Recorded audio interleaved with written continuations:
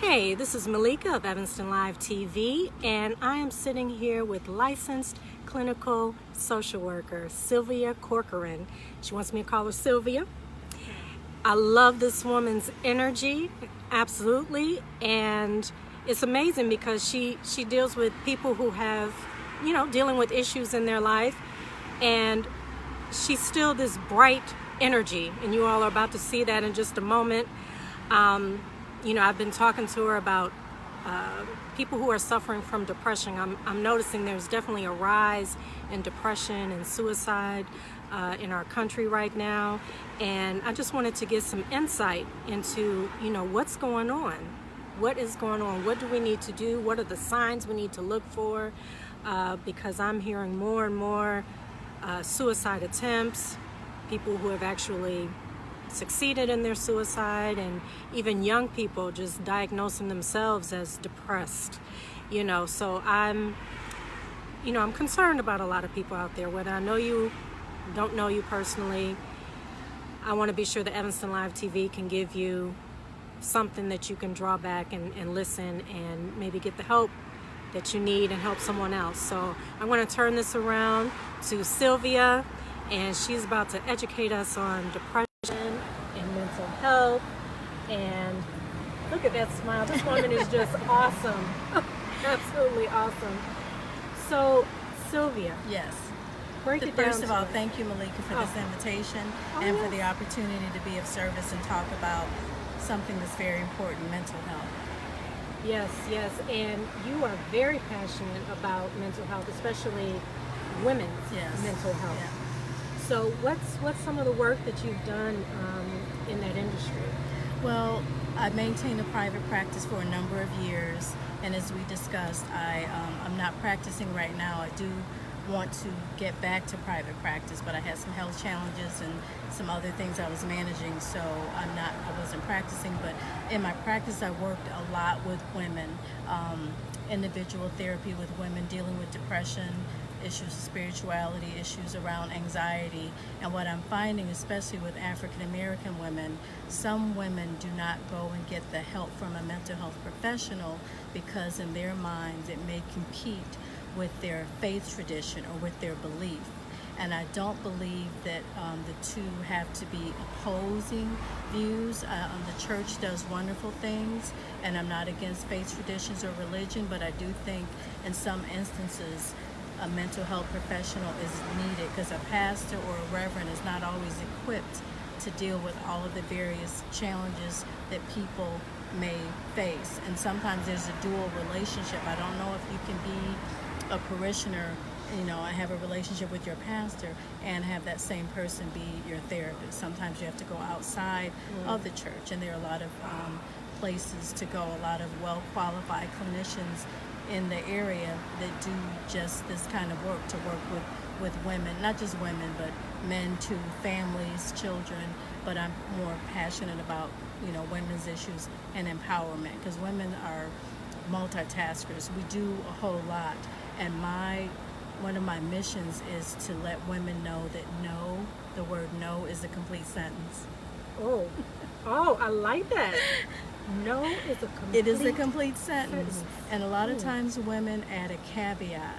They'll say no, but, or I wish I could, but I can't because of this. They give a reason. It's like they have to explain why they're saying no. And sometimes you can just say no. Thank you for thinking of me. Thank you for the invitation. I'm not going to be able to do that. End of sentence.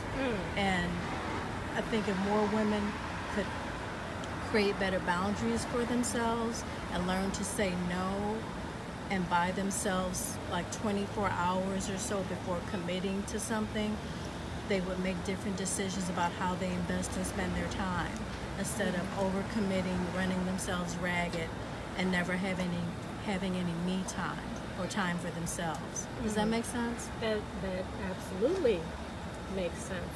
Yeah.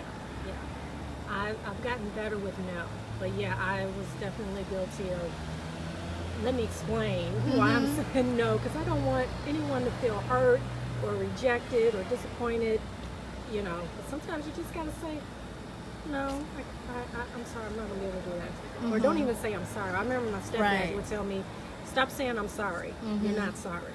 Right, because women tend to apologize for things that they're not even responsible for. And why do we say yes to things? For one, it can make us feel good to be known as the go-to dependable person that people can count on. But if you overcommit and overextend, you're there for other people, and yet you're not hurting them, but you're hurting yourself in the end. And if you're dealing with people that are so fragile that if you say no, they're going to fall apart, then you probably need to do some house cleaning in the friends area. You know, if someone in your life cannot tolerate or manage you saying no, if they're going to be so disappointed and hurt that you say no, you might want to reconsider who's in your life. You know? Right. Yeah, you're getting some thumbs up on that one. Yeah, sometimes saying no to someone else is saying yes to yourself. Right. And I just think that's very important. Right. Well, it's interesting you had said in the beginning, many women just believe they can go to their pastor when actually you really want to seek a therapist, talk to someone professional. Absolutely. Because a pastor can only say so much. Absolutely. They're not equipped to do everything. I mean, they may be well-skilled and well-educated, and they may be anointed by God and all of that, and that's all fine and well, but you also have professionals in congregations that are parishioners who are going to church to worship and get spiritual nurture, but they have their profession and they're better equipped to manage some of that. Does that Yes. Okay. Yes. So what is your take on this rise in it just seems like every time we look up there's a celebrity committing suicide, and I'm hearing of suicide of young people in college. There's been several at Northwestern, and I'm hearing just even younger people talking about they're depressed, and I'm like, I don't think I knew what depression was when you were that certain age. a kid. It can be attributable to a lot of different things, and you ask 10 people, you'll get 12 different responses. But for me, it's a soul sickness, and I think our society is so into immediate gratification, quick, fast, and in a hurry. If you watch television and commercials or subscribe to different magazines, everything the message is telling you, basically you're not good enough as you are. There's always some new, latest thing that people are seduced into having or needing or wanting, and if they don't have the means to get it, you can always feel less than if you're always looking outside of yourself. And I think some people, it just begins to get to be too much, and they just don't know any other alternative, and they're disconnected from their essence and from their greatness. And so when you're disconnected, the other alternative is just not to be here anymore. And so I can see why suicide might be appealing to some people, because then they're just out. They don't have to deal with it anymore. And I think a lot of people want to just the pain to go away. I don't think they necessarily want to take their lives, but I think they just want the pain to go away. And there are a lot of other ways to mitigate and manage and reduce pain. Self-care things, spiritual nurture, through worship or practicing a faith tradition, seeing a mental health professional, developing some good coping skills, of course, healthy eating habits and exercise. I don't use the word diet because it has the word die in it, and I just don't subscribe to that. But eating well, making healthy choices, exercise. I don't like the word workout because it's a self-imposed, you got to work out, just movement. Just daily movement, just being kind to yourself on a daily basis, on a consistent basis. Those are ways to improve your life and manage stress. That's interesting. Diet and workout. I'm with you on that. I just think words are incredibly powerful, and I'm intentional about the words that I use, so I don't use words. Like, for example, I have a pretty large vocabulary, many people do, but one word that I work hard to refrain from using is the word should. The word should for me is full of judgment, and the implication is you should do this, and that's implying that I know better than you do about your own life. And so there's a different way to ask a question rather than say why, which is also full of judgment. Those two words, should and why. I'll say, I'm curious about that. Tell me more about that, or what went into your decision, or what made you do that, rather than why'd you do that. You understand? It's a subtle difference, but there is a difference. And so I refrain from the use of should, and I refrain from the use of why, because they're just full of judgment. And people don't need my judgment. Is this relevant? Yes, yes. No, you were talking about the pain. Someone is just really feeling that pain. They just want the pain to go away. What do you say to a person that's saying, I'm in pain and I don't know what to do about it? You know, it's people who are self-medicating, they're drinking, or they're taking, drugs, or, they're doing whatever they can for that pain that they just can't seem to reach. That's a really charged question, and it's going to be different and depend on the person who's talking to you about it and the relationship you have with them. But I do know that when I was practicing, some clients that I would work with, they were pretty much out of hope. And so one thing I would say to them is, may I hold hope for you until you are ready to take possession of it again. Would that be okay with you, that we partner together and I hold the hope for you that you don't have right now, and then when you're ready to take possession of it again, I share it and give it back. So just being able to hold the hope would be the hope for someone when they've lost hope. Finding the person or persons that believe in you and support you and affirm you and lift you up and encourage you, rather than surrounding yourselves with people that are negative, that are critical, that are nitpicky, that bring you down, that keep you down, that put you down. No one can thrive if you have people like that in your life. What about people who don't know that they're in pain, or that they're depressed, or need to really seek help? They might, have some sort of mental illness. They might be possibly bipolar, but they're refusing to go get that help, and they're just kind of leaning on everyone else to fix them or make them feel better. But those people aren't equipped, to really help that pain. How do you get them to actually go get the help? Well, some people have a real high tolerance for pain. And so pain is the great equalizer or motivator. And sometimes when people are sick and tired and they've had enough, that's when they'll go do something. Now that's easier to say for an adult that can affect their own agency and take those steps. But if it's a younger person, like a minor or a child, it is incumbent upon the parent or the adult in that person's life to be able to see that their child is in distress and needs support and needs the help of a mental health professional.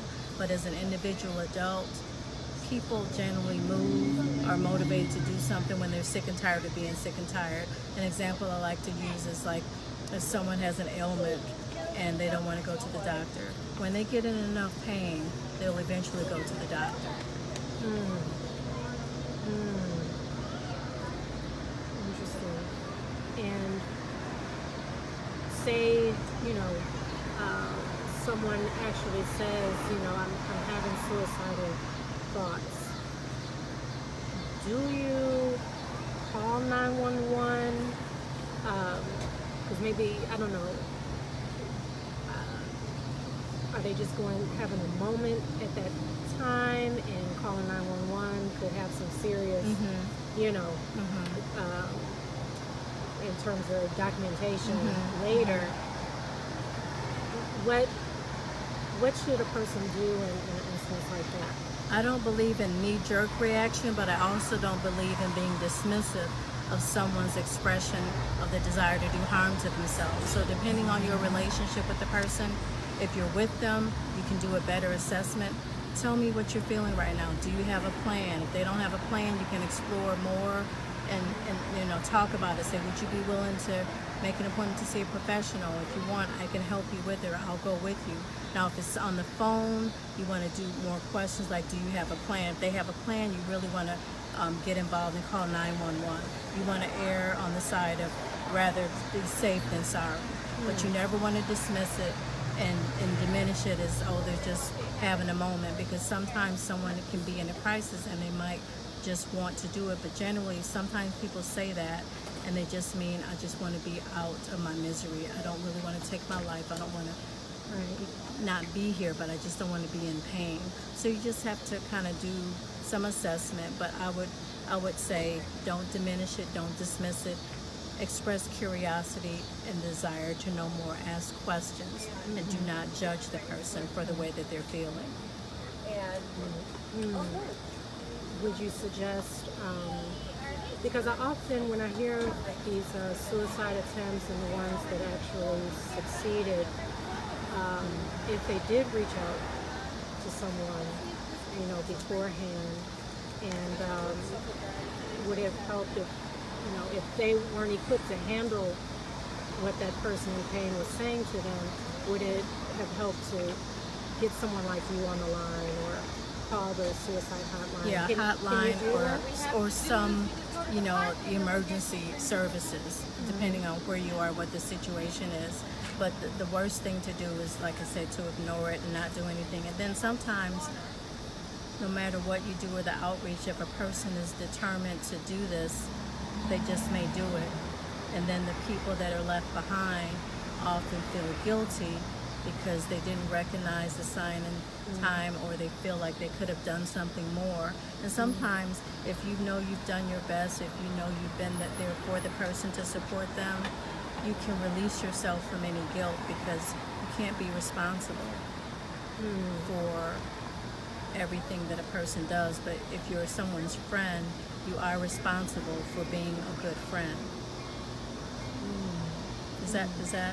Yes. And do you think that, the state of our country right now with the administration that we're in, a lot of people do feel some fear. They're very concerned about their future if this administration stays. Things that they have planned might be snatched just like that, based on an executive order. I'm finding a lot of people, many of my friends, they are glued to the news like 24/7, where they have to take a break one day out of the week from the news because they get so down about what's taking place. Do you think that that's contributing to the rise in depression and suicide? I think the political climate that we're in, without a doubt, can impact someone that has a proclivity to be depressed. And even if they don't, it is depressing, the situation and the state of affairs in the U.S. right now. But I'm a person full of hope, and I believe that people inherently are incredibly resilient. And rather than sit down and live in fear, if people would mobilize and engage themselves and become activists and take action, use their voting power. I mean, back during the Civil Rights Movement, we put the bus companies out of business by choosing to walk and boycott. And we have that same power that we can harness right now in even larger numbers. So people have to exercise their faith and put it into action and take steps, rather than be filled with fear and be drowned in apathy and do nothing and feel like nothing that they do matters, because things do matter. We matter. Lives matter. Okay, we have Jennifer. She's saying, thank you for shining a light on the need for mental health treatment. Can you share your professional contact information? Can people email you questions? Thank you, Jennifer, for the request. Because I'm not practicing right now, I don't have a location, to meet with clients, but I'm happy to email you back and give people referrals. I have a connection with the Family Institute. They have a fine team of therapists there that work with children, adults, and families, couples. I know a lot of other therapists in private practice that I can refer to, but that's a go-to referral source for me, the Family Institute, because of my work there and because of my connections there. But if I were, I'd be happy to give you my information, but I'm not practicing right now. But I'm thinking about getting back to it, or creating some kind of podcast or some kind of blog or something to support people. Okay, so is there an email address where, if people just have a question? Yeah. Like I was talking to you today over tea, asking you questions, and you were definitely a ray of sunshine to me with all the information that you shared. I guess my email address is S as in Sam, B as in boy, the number 3, Lackey, Lackey @yahoo.com. Repeat that one more time, and I'll put it in the description later. S as in Sam, B as in boy, the number 3, Lackey, Lackey @yahoo.com. Lackey's my maiden name. All right. Now, how do you, I guess, practice self-care when you were practicing? And I'm sure people still come to you, like me just now. Well, can I give a little bit of the context, the backstory to our meeting, Malika? Okay. I signed up for WOW, which is fantastic, and if you haven't signed up, there's still a few weeks remaining, so sign up for WOW at the City of Evanston.org, I think it is. WOW is great. I met Malika at a workshop on dealing with essential oils, and that's how we became connected. But I'm all things self-care. I love to indulge in self-care because it's a way to refuel myself so I can be more of who I am and better to everybody important in my life. I can be a better sister to my sister, a better daughter to my mother who's out of state in South Carolina. I can be a better wife, to my husband. I can be a better employee to my employer. If I refuel and stay rejuvenated, I'm just better in all other areas of my life when I take care of me. But when I don't take care of me, all of those other areas suffer. So finding something that you enjoy doing, and I find that a lot of women have never really taken the time to give themselves permission to answer the question. They don't even know what they like, especially if they've been a mother for a long time or since an early age and they're busy parenting or being a grandparent. They don't even know what they like because they're so consumed with the business of taking care of other people. So finding out what is it that you like. What's your, I say favorites plural rather than favorite because I'm not into limitations. So what are your favorites things to do, your favorite things to do? What is your favorite foods to eat? What are your favorite colors? What do you like to do? Do you like to go to movies? Do you like to host parties? Do you like to garden? Do you like to cook? Do you like to have potlucks? Do you like to read books? Do you like to go to plays? There's an endless number of things for self-care, and they all don't have to cost money. So you're a big supporter with the women's health care here, the health programs here in Evanston. Well, we thank you for all of your support with that because, everyone, men and women, are dealing with a lot these days. So much information coming at us and juggling just so much. And being a woman, I do feel like we take on some serious loads. And remember, no is a complete sentence. No is a complete sentence. Thank you, Malika. Linda's sending a message. She says, thank you for sharing this vital information. Unfortunately, mental illness is so misunderstood. It's also refreshing to see a Black woman speak publicly about this. This message needs to be shared more, especially amongst people of color who are expected to just shut up about their feelings and act normal until you can't anymore. Oh my goodness. Yes. Preach, Linda. Yes. all of us go through, I don't, care what cultural background, what your race is, we deal with a lot, but I know being a black woman, oh my goodness, we are expected not to be affected, to just Be keep strong. going. Yeah, be strong. And Being strong will kill us. Trying to be strong will kill us. Being strong always, and yes, address that. Saying no.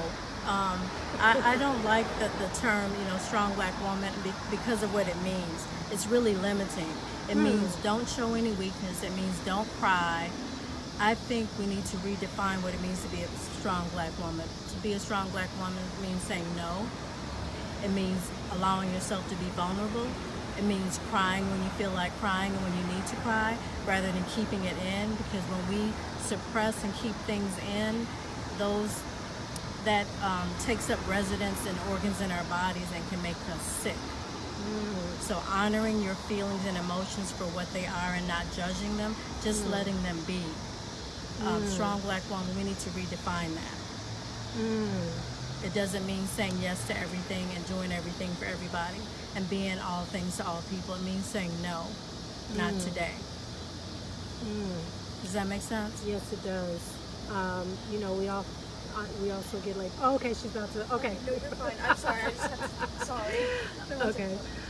We got to get going shortly. One more question, actually 2 more questions, to be honest. 2 more questions. Okay, because then, okay. The angry black woman, I hate that label as well. Why are we allowed to express our anger? Is it just too much, or what's your take on that? I think it's almost like this old campaign. I want to say it's from the 70s. It might be from the 80s, but there used to be this campaign when E.F. Hutton speaks, people listen. It was an old advertising campaign for, I think, a financial company. But when black people speak, black women speak, people listen. And sometimes we have to say it louder, because when we say it the first time, you don't hear us. And so we have to repeat it, and by the time you hear us, we're yelling. And so then we're characterized as the angry black woman. But it's because it takes so much before we actually speak up. And then we have to repeat ourselves, and then you don't hear us. And so after a while, it does get frustrating and irritating and annoying. So I figure if I yell it, then will you hear me? But then when I do that, then I'm labeled as the angry black woman. If you would just hear me the first time when I speak, because it's true the first time and it's true the 5th time. All